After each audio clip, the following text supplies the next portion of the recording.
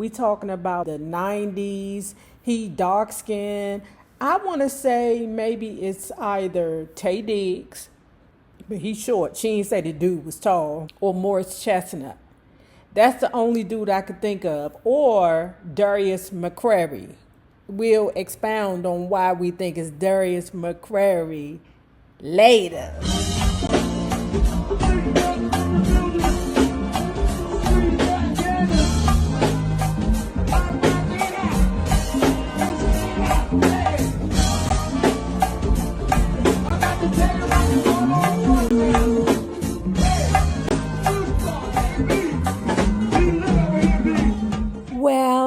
Hello there, love bugs. Hello there, Bellas. If you have not already done so, please remember to like, share the Facebook, subscribe, and comment respectfully. And if you are not already a part of this book club, please hit the Patreon link below, down there in the description bar, or the join button here on the YouTube. And for a small monthly fee of $5, you babies, yes, you can be privy to all the shenanigans before the YouTube gets it, if the YouTube gets it. Ladies and gentlemen, let me repeat. Your paid memberships mean so much to this channel.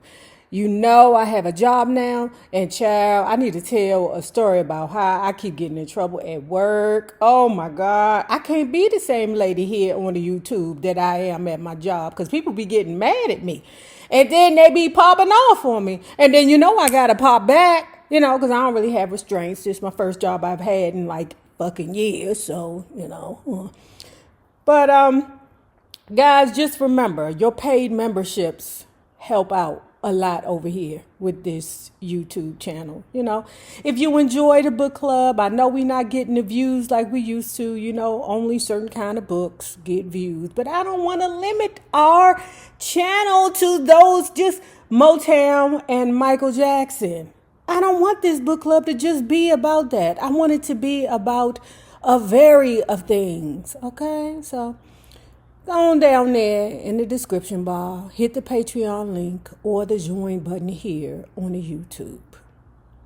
Now, let's continue talking about Lelee, Lyons. Welcome to USI Energy. Leanne speaking. How can I help you? This is the greeting you'd hear when you call my extension. Yes, honey. Lelee from SWV took her life back, and that meant getting a 9-to-5 to pay some of these damn bills that my music industry money was no longer taken care of. I mean, for a long time, I was fighting it, y'all. I didn't want to go back to work. I was fighting it. But I'm struggling. I'm absolutely struggling. My partner used to be one way, but then as time went on, now she's a different way. So I got to take care of me. When I lived in New York, if I wasn't working in show business, I got me a job doing something else. So you just kept the living? I worked. I had to work because wasn't nobody taking care of me but me. My husband was dead. I didn't have no way. But I knew how to make a living. Right. I worked in Western Union. I worked in the post office. I worked at the Manhattan Maid Service where I served dinner parties. I run a hotel work. I run the elevators. I've always worked. So Helen had a tough time and a good time in her life. I mean, you kept pushing I've always out there. Worked. That's a secret then. I guess so. But see, a lot of them don't want to work. They just want to be in show business and get boom, get in there, and that's it, Make that million and get out. Look past what used to be and look at my now. And my now said, put that pride aside and put your big girl drawers on. I would be lying if I said I didn't have reservations about my now. Putting myself in a position to be judged, humiliated, teased, and everything that would possibly happen to someone that just had all the worldly success. Platinum records, successful tours, international fans, etc. When I got down here, it was one way, but after years later, it stopped being that way. I stopped getting the financial support that I needed to sustain a lifestyle. So the only person I had to depend on was me. So I had to apply for a job. I got it.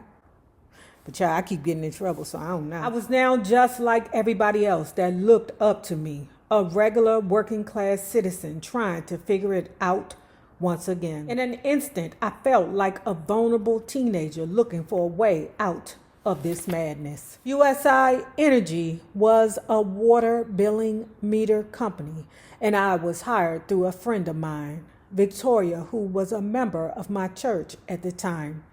Thank God for her hooking me up because I was really fucked up financially and I had some shit to prove, not only to me, but for my babies. I had to prove to them that mommy can get us out of this funk by any means necessary. Being on stage with the girls was all I knew for a long time, but this was a new beginning for your girl, and I was on a good path. I had to do something because I was going nowhere fast. My funds were low, and so was my self-esteem. I felt like failure had kicked me all in the ass, but I don't know why. I knew I was doing the right thing, but people have a way of making you feel low and unaccomplished whenever you have a setback. Yeah, girl, the internet will tear your ass up. They will tear your ass up in a moment of need. And they going through the same shit you going through. It's just that your shit on the camera. I'm really a strong girl at heart. But somehow I allowed my circumstances to get the best of me. I literally made myself believe that having a 9-to-5 was a terrible thing, especially after achieving so much success. Or was it even really success after all? Because I never felt successful at all in music. I'll get into that a little later. After Vic, that's Victoria, after Vic gave me the hookup interview, pause, let me say this. We know Coko went on to do gospel. Taj is working in a goddamn coffee shop. Lelee lucked up on a good job at the daggone water company. Taj, her husband found her and was like, hey, ain't you Taj from SWV? Yeah, and next minute you know, she married to a football player. They still married, and it worked out well for her. Lelee was doing fine and getting herself together, working for the water company. That ain't bad to me. That's a come up to me. Well, I mean, from going famous to working at the water company. I mean, that ain't a hard fall. After Vic gave me the hookup interview, I was hired in less than 30 seconds. I can't lie, it felt so good signing all those dumb new hire employment papers. You know, the papers with all of your personal information on it and the W-2 forms you fill out at the end. As crazy as it sounds, I was really pumped up. But the paper that really excited my ass at the time was the one that disclosed my start date and what I was getting paid. As a new employee, my starting pay was $10 an hour. Yeah, I know that doesn't sound like a lot, but when you're in between blessings like I was, those little coins felt like I hit the jackpot. I promise you, I had notebooks filled with scribble-scrabble of numbers and bills I had to pay, so that money was being put to good use. I had gotten used to my new life and what it had to offer me. I succeeded at meeting my personal goals, and now I was just living my life the best way I could. I was a few years into my new job, and for the most part, very happy. I wasn't making the music industry money that I was used to, but I sure had a peace of mind. All I really had to worry about was getting to work every day and doing the best job I can so I could look forward to that bullshit 50-cent raise that everyone looked forward to every year. But what I couldn't get used to was the public humiliation that I endured from some of my coworkers and their friends. Every time there was a new hire, I'd hear the person training them saying, "Do you know who that is?" Before they could even get a good look at me, she then goes on to say, "That's the girl from the group SWV." It was so frustrating having the life that I was working so hard to get rid of constantly being thrown in my face. I was 19 years old when I met the most beautiful young man I had ever seen. He was chocolate in color with the most beautiful big eyes and smelled like Saks Fifth Avenue. I can still smell the aroma from his cologne and the Aveda oils he used to wear. I was new in the business on top of my game, and SWV were selling lots of records. He was on his way to being the next big thing in Hollywood, and all the girls knew that shit too. Honey, they were on him like white on rice, and at the same time, he was eating it up, literally. I met him at an industry event, and we exchanged information. I know it was very crowded at that event, so I had no idea how we ended up exchanging information. All I remember was the Sky Pager was the trendy form of communication at the time. While at the event, I worked the room, shook some hands, and took some pictures. Keeping my eyes straight on the exit door, I was tired as hell and ready to go, but not before I laid my eyes on this fine-ass piece of black man one more time. As I left, we made eye contact, and he made a gesture for me to not forget to call him. All the while, when he did that, he did something sexy with his lips. Back then, men licked their lips a lot for some reason. I guess everybody was on their LL Cool J shit. Laugh out loud. Lelee make me sick. Because she keep talking about these people or these men, and she ain't giving no tea, girl. Stop doing that. Why you doing it like that? Just go ahead and say who the hell it is. To be honest with you, we thinking about her 19 years old. We talking about maybe the 90s. He dark skinned. I want to say maybe it's either Tay Diggs, but he's short. She ain't say the dude was tall. Or Morris Chestnut. That's the only dude I could think of. Or Darius McCrary. Okay? We'll expound on why we think it's Darius McCrary later.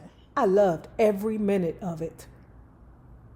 She ain't lying about that. Men used to lick the shit out of their lips. I'm telling you, men was licking the skin off their lips. You hear me? And we liked it. It was something about a man with some wet, juicy lips. Until that shit started looking funny to us. Just like a young girl in heat, I wanted him so bad. Me and Mr. Tongue finally got in touch with each other, and we stayed on the phone for hours at a time. We couldn't get enough of each other. We talked about everything from family, entertainment, future goals, etc. And of course, I eventually found out how much of a freak he was. Yes, he was on some new level freaky shit to be so young, and he was sucking 19-year-old me right in with him. Carrying the mother of your children, some say superhead, like... Oh, Corinne Stebbins? Yes. Yeah. They say superhead, but in your perspective, you... Well, how did I get superhead? Well... They're all wondering, how did I do that? How did you do that? I gave her better head than she ever gave me. Hey, look, we'll be right back. Although we pursued different entertainment paths, I believed in the beginning of our courtship, music was the real connection that brought us together. That's until we found each other sexually. The hell that means? Believe it or not, but I was really shy when it came to X. Although I had a few experiences, I still felt like I didn't know what I was doing. In fact, prior to the situation, I don't think I had a connection with the men I was previously with. I'm not proud of it, but I have to call it like it is. It was honestly just meaningless. X. But this time it was different. I was already in love with this guy from the first couple of times I saw him. I'm talking about that kind of love that made me think we made love already. Now, you might remember at 19 years old, I'm sure every teenage girl who was sexually active at that time felt that giving yourself to a guy made you feel special. We thought that we were good. If we gave a guy what he wanted, and if it was good, you'd be around a long ass time. Yeah, Just keep reading. Take right. I made a left on MLK. Oh, what a beautiful day, what a beautiful day.